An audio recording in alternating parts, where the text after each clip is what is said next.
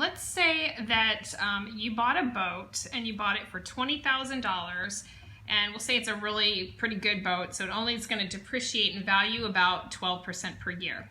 And what I want to come up with is a sequence of values for the boat. Okay, so hopefully you see it's going to be a geometric model that works for this. Okay, so in this case, what is a little tricky is that I just bought the boat, and so after no years of ownership, in other words, after 0 years of ownership, like it's this value. So if I really want the nth term to represent the value after n years, this might be a problem where, because of how the ownership starts, and if I want to really say it's after n years, maybe I want to shift this back to starting with A0. So you really sometimes need to use judgment about like when it's appropriate to kind of like use the A0 for this one.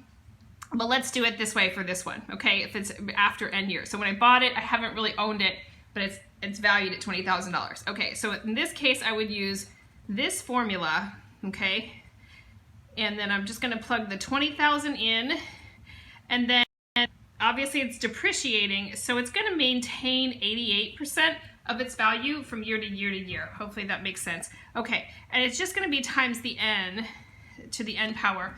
Okay, so again, these are a little tricky. Sometimes you have to use context to decide. I want to say most of the time you want to use this formula. I guess there's occasionally an instance where you either want to head back to a 0 term or consider something like a 0 term depending on the situation or how you want the sequence to represent things in the real world.